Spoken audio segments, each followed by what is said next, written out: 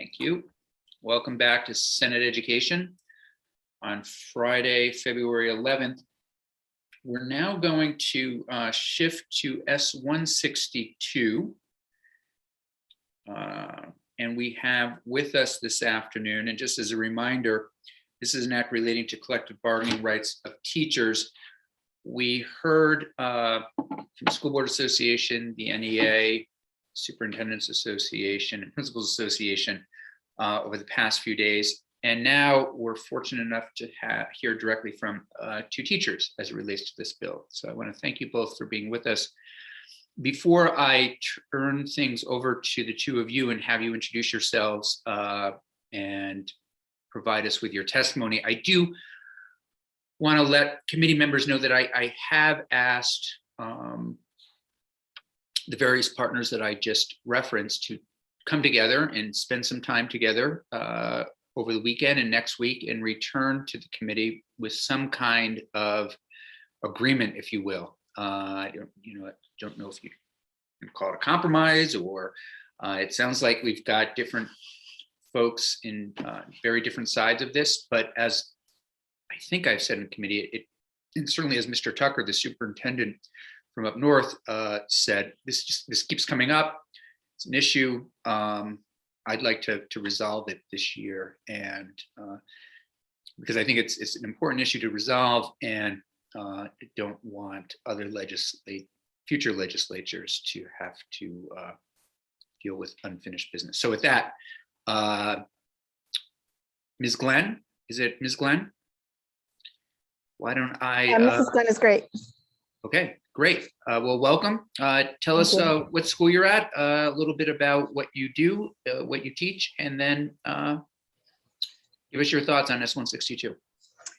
Well, my name is Cynthia Glenn, and I've been a teacher in Vermont for 23 years. That's impressive, actually. Very impressive. Thank you. Even going through the pandemic. Where are you a teacher? I'm in Randolph right now. Mm-hmm. I actually wrote out a statement that I think I'm just going to read from, if that's okay. Just so I know I kind of cover everything. These situations are not my forte. No, they're not mine either, especially when you have to do it to a bunch of people. So I like reading as well. Go ahead. Like I said, I've been in education in Vermont for 23 years. From 2001 to 2015, my family and I lived in Chittenden County, and I worked in the Colchester School District. In January of 2012, my husband took a job at Dartmouth Hitchcock Medical Center, which had a commute of an hour and a half each way. This was a hardship on our family, and we knew we needed to move. We also knew when we moved, I would need to secure a job as well, since we were a two-income household and I carried the family insurance. However, securing a teaching job was trickier than expected since the window of opportunity was so small. It was nearly impossible to find a job, interview, and sign a contract with another school before signing my next school year contract in Colchester. This left me and my family in a precarious position. If I signed my contract for Colchester, my husband would have to continue his long commute. And if I didn't sign my contract, I could possibly be unemployed. I thought the only way to make this work was to ask for a leave of absence for the 2015-2016 school year. This would give me time needed to explore job opportunities in the Upper Valley region. In March of 2015, I submitted my request for a leave of absence for the 2015-16 school year and it was granted in April. By the end of May, I found a few teaching positions in the Upper Valley region and applied. I interviewed for several different positions and did a couple of teaching demos. And by June, I was well on my way to securing a position for the following school year. Unfortunately, I quickly learned that I was not going to have any of these opportunities. The superintendent from Colchester reached out to my potential employers and informed them that I was on leave. Unbeknownst to me, that meant I was under contract and not able to seek employment in another school district in Vermont unless I resigned. I was also informed that if I did gain employment in Vermont as a teacher while on leave, I would lose my license. Ironically, I was told I could work across the border in New Hampshire without a problem. Ultimately, I ended up resigning from Colchester. I was unable to secure a job I wanted as a direct result of the current employment practice and my superintendent's interference.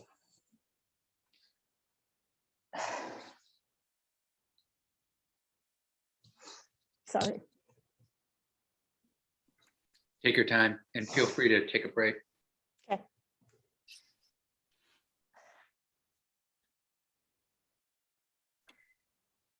It should be stated and recognized that this current employment practice does not work. There's not enough time to adequately seek new employment if life circumstances demand it.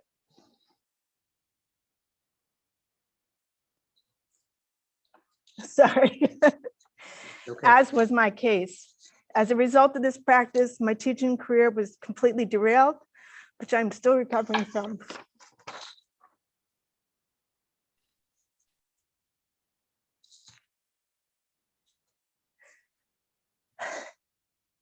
Currently, I'm working at Randolph. I have an hour commute each way. I very much enjoy my job, my colleagues, my students in Randolph. But if I ever want to change jobs again, the same system that I found so challenging 7 years ago remains in effect. If I were to change, I once again would have to seek permission from my superintendent to look for a new job, or again, do what I did, quit my job without another teaching position waiting for me. That risk is too great and has a negative effect on me and my family.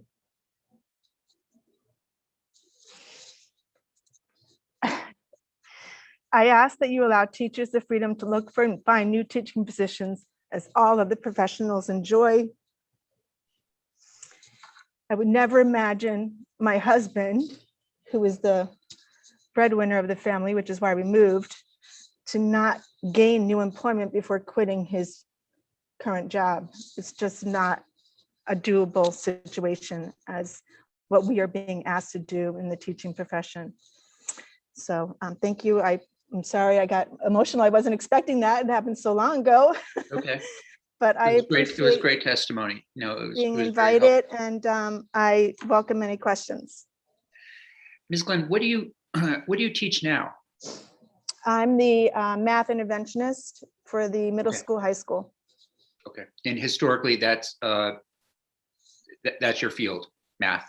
I'm a classroom teacher. Yeah. The interventionist is something new that I've been exploring the last few years. Yeah. And just because we have you here, and that was extremely helpful, but can you just tell us a moment, just tell us what an interventionist does exactly?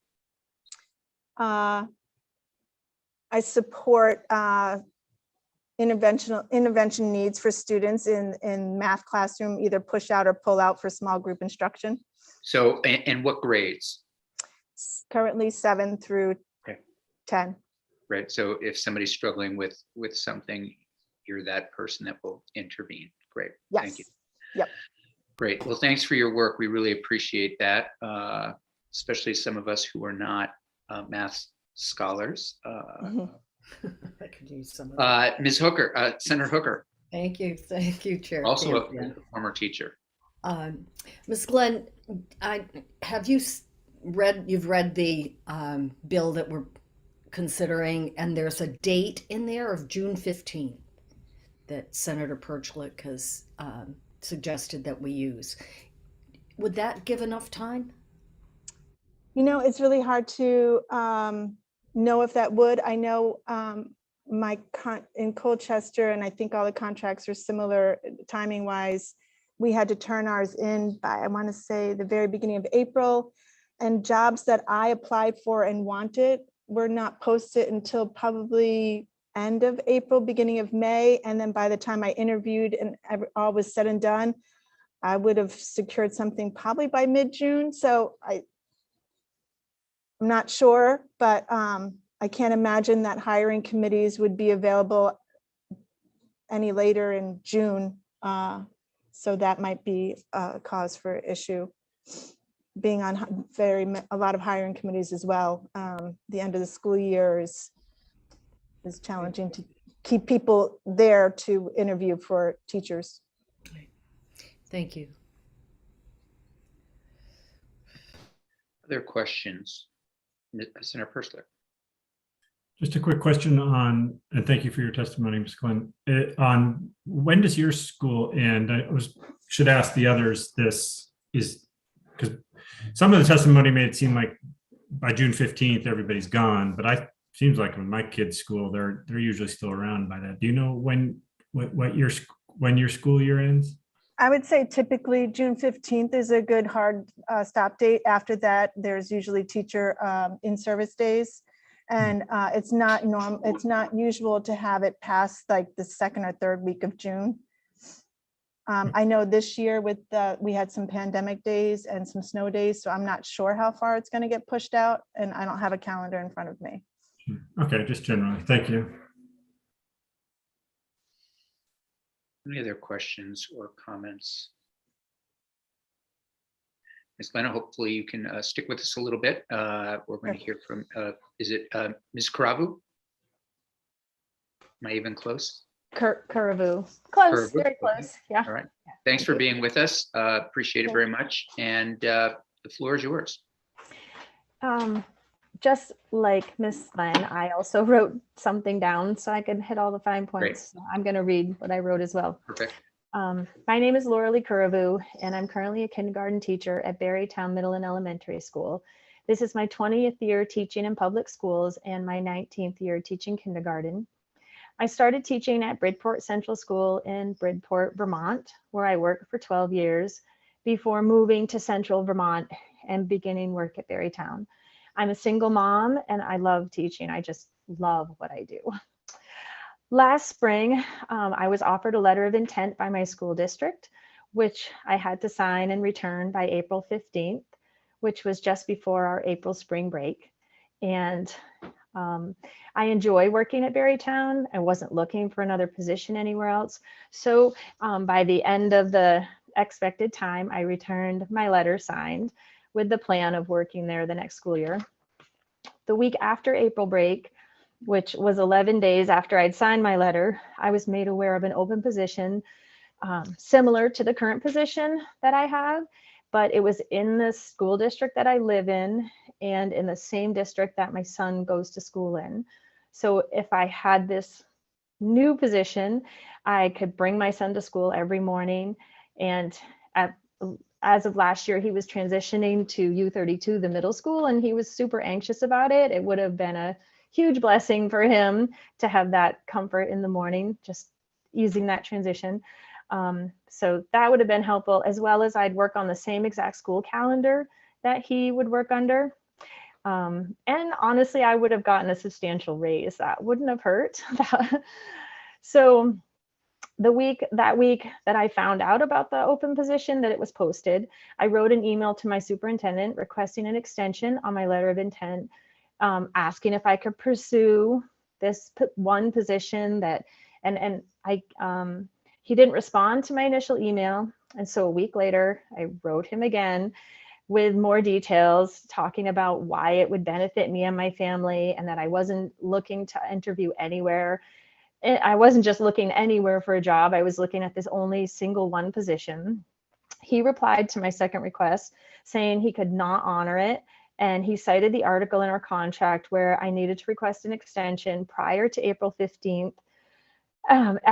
So I was feeling frustrated by that because it wasn't long after the deadline was due. So I approached the people in my building, my NEA reps, and I also at the same time applied for the position because I didn't want to miss the window of opportunity. And I knew that I could always say no, thank you, but I couldn't get in once it was closed. So I asked my so let me see, I gotta look at my letter here. I also, after he had told me no, I reached back out to my superintendent to clarify around the language of letter intent versus contract.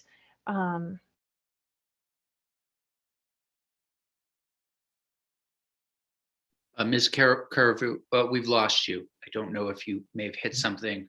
I think it's on your end. We can't hear you. We cannot hear you. We can see you.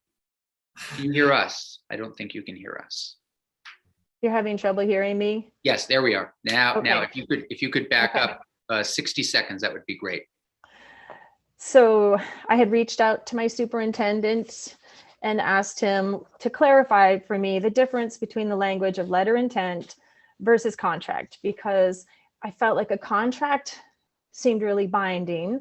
A letter of intent had less binding nature to it. And And he just to told me- clarify, you had signed a letter of intent. Correct. Okay. Yep. And our school district has struggled to get contracts negotiated. The last many rounds that I've been at Berrytown, I have signed many letters of intent. So the superintendent told me that he believed that my letter of intent was my agreement to teach for the next year. And he also quoted the Vermont state law that talked about the consequence if I broke my contract, which is what he considered my letter of intent, where it would disqualify me to teach in any public school for the remainder of the school year. So he said that he understood my desire to work in my son's school district and that it's something I might want to explore at a future time after I'd asked for an extension. That was really frustrating to me, to be honest with you. I wasn't ready to give up the fight. So this was early May, and I already felt like I was an indentured servant to Berrytown for the whole next year, although I hadn't even signed a contract or begun the school year.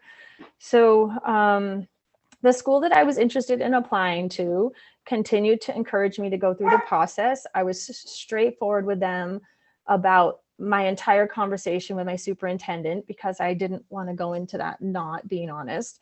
And they were hoping that we could find a way to work through it if I was the right fit for their school. So I applied, interviewed, did a classroom lesson, was moved forward by the school committee to their superintendent.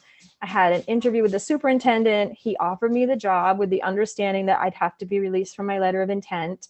I told him where everything stood, so he knew. And my superintendent from Berrytown wouldn't let me out of my letter of intent. He denied that request. So then I reached out to my superintendent one last time, pleading with him. It was the beginning of June by then, saying, here are the benefits to me. There's still time to hire, that kind of thing. And he told me that because I had interviewed with another district, despite being told I was not released from my contract, he directed me to meet with him and suggested I bring representation from my association. So I met with my superintendent as he directed me to, and he told me he was not going to put a letter in my permanent file, but that he would mail me a letter that reminded me if I chose to sign a contract while currently under contract with Berrytown, then he would report me to the state and I would lose my teaching license for a year. So the superintendent from the other school district would not offer me a contract while I was under a letter of intent, which he could have done. And I believe I would have had just cause to break my Berrytown contract based on the reasons I stated earlier. But there seems to be a code among superintendents that they don't do that. And so I felt very trapped in my job at that point and super frustrated that I had to make a decision about my career 4 months before I even started the new school year. And I'm open to questions.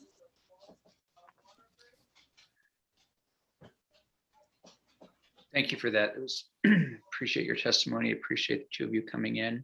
Appreciate everything you're doing during a normal academic year, but we recognize the past couple of 2.5 years have been nothing but normal, and very much appreciate your work. Questions for Ms. Karabu? Senator Perchlik, then Senator Lyons. Just to thank you for coming in and giving your testimony and giving it's very helpful to hear direct experience. We hadn't heard that yet on this issue, so I think it's going to be very helpful for us just to keep your experiences in mind as we try to move forward. So thank you. Senator Lyons. I was going to say the same thing. Senator Perchlik said it very well. And I guess it is very disassembling to think that you could be treated the way you were treated. Appreciate your honest and open testimony. Senator Hooker. Thank you, and thank you, Ms. Caravu. Did you get a definition of the comparison between the contract and the letter of intent. Could you share that with us? I didn't get any information. I researched a little bit on the Vermont AOE, and everything in there really speaks to a contract. It doesn't really talk about a letter of intent. And so, Yeah, great. Okay, and maybe Colin could speak to that if he has some Mr. Robinson. information. Good to see the committee. For the record, Colin Robinson, Vermont NEA. Jeff submitted with his testimony yesterday some definitions around the difference between a contract and a letter of intent. In basic terms, a letter of intent is issued if a collective bargaining agreement for the next school year hasn't been reached, right? If a collective bargaining agreement is in place or has been reached for the next school year, then one receives a contract. If one hasn't been reached yet as of the point of needing to issue either a letter of intent or an individual contract, one receives a letter of intent. The intention there is some of the details, right? If you don't have a negotiated settlement with salary schedules, you might not have some of that specific information available because a collective bargaining agreement for the next school year hasn't been reached. But so that's sort of the primary difference. I guess the one thing that I came back to my superintendent with was the idea that he could still offer me a contract, and I might not agree to the terms and may not choose to actually sign it when it's proposed to me. So a letter of intent didn't feel as binding to me. Thank you. Senator Pershing. Yeah, I think this might be something we want to investigate more. So I talked to superintendents about this. I think, and there's this issue about when the other schools know a job is open and when you have to let your school know that you're going to stay. And maybe what we would do is just make this letter of intent more of a tool so somebody can say, well, I'm going to stay here if I like it here. I think the example we just heard is a good one. It's like, I'm not trying to leave, but hey, if a job opens in my town or my children's town or whatever other reason opens up in the next X weeks, then I'm going to apply. But if that doesn't happen, then my letter, my intent is to stay. And so the school there would at least know. But if you don't sign the letter of intent in April, then they know, okay, let's advertise for this position. And then those other people that might have signed a letter of intent can apply for that without getting permission and going through the experiences that we heard today, which, of course, we heard from the superintendents that all their relationships with the teachers are great and they always give extensions and they always let them do whatever they want. But we know that's not the case everywhere, right? So we're trying to prevent when it's a real problem like we've heard today. And I think there's a way to do it, I guess is what I'm saying. Yeah, I think so too. And I appreciate, I've heard back from many of our partners, perhaps not all yet, but I think there's plans to, and I'm sure they're watching, and there are tentative plans to bring us back some kind of proposal, I believe a week from today, that hopefully everybody at Chief Prospect and the NEA can get behind. Other questions or comments? Again, thank you both very much for coming in. Very much appreciated. Senator Pershing, please. No, yeah, thank you. I don't have another question for the teachers, but for Colin, and I think it might have been you, Colin, when I talked to you once about this, is how other states deal with this. Because I know something that our chair has said several times, how can we make Vermont an attractive place to be a teacher or to stay to be a teacher here? And I don't know if our neighboring states or New England or New York deal with this issue differently. I thought it was very interesting as we talk about trying to retain teachers that, one of the witnesses said they could have gone and taught over New Hampshire and it would have been fine. But trying to keep them in here, they could get written up as a violation for their license. So you don't have to answer it now, but if you have information on what the other states do, that would be helpful. Yeah, I'd be happy to get some specifics. I don't want to not give you specific information. So let me follow up with the committee with some of that specific information. I know that my superintendent said he had let people out of their letter of intent if they were moving out of state. Okay, well, Okay. Senator Hooker. Thank you. Can I ask Colin something about when contracts are offered? Did I hear Mr. Fannin say that they have to be offered by the 1st of April? So the language in the statute, and actually when Jim Desmarais was speaking to this bill during the introduction, the statutory date is April 15th, unless otherwise negotiated. Some local collective bargaining agreements, school boards and local associations have come together and for whatever reason agreed to a date that might be slightly different. So the statutory default is April 15th. Some local agreements, it might be slightly different. Okay, but that's the date that by which they have to be statutorily, they have to be presented unless negotiated otherwise. There's nothing Correct. saying that. Is there anything saying that we couldn't change that date and ask for something earlier? I mean, it's statute, so you can change it, of course. The clause at the front of that section says unless otherwise negotiated. And that's, I believe, existed in statute for some time. I also remember one of the superintendents who testified referred to language in their contract, I believe, that sounded familiar, that I think exists in some places, that refers to 30 days after passage of their school budget. And the reason why that language exists is because usually if the school budget confirms that they have the resources needed to support students and higher educators for the next school year.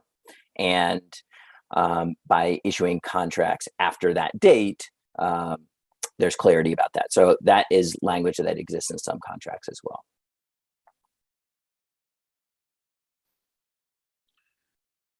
Well, we have Mr. Robinson here and Mr. Desmarais. Jim, are you there? I just want to go over also language that I think there was an email exchange having to do with protecting teachers from testifying.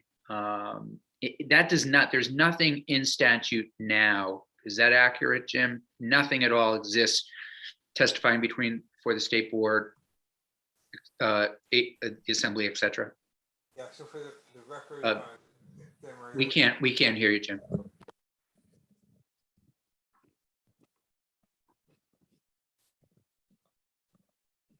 sorry. For the record, Jim Desmarais, Les Counsel. Yeah, so there's nothing in statute that protects teachers. There are other statutes that protect state employees. Okay, that's Um, email exchange then that I think I saw. Okay, yeah. so there are things in statute that do protect other state employees, but not teachers. Okay. Yeah, Senator Perslick.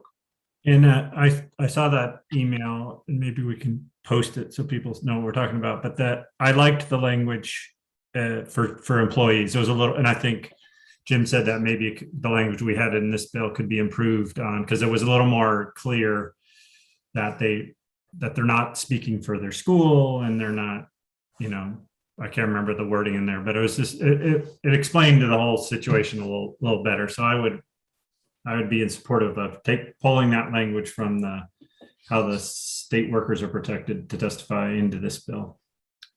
Yeah, I think for consistency purposes, that makes a lot of sense. Also, Mr. Desmarais, Daphne, if you're there, I'm going to have you also post that language that Mr. Desmarais is going to forward. Okay, great, will do. Great, thank you. Anything else on this topic? Mr. Robinson, anything from you at this point, in addition to what we've heard from our two teachers? No, just want to thank you for taking the time to listen to folks today, as well as digging into this issue. We appreciate it. Ms. Glenn, Ms. Kravu, thank you both very much. Looking forward to staying in touch and have a great weekend. Thank you. Thank you. Bye. Okay. Daphne, if you would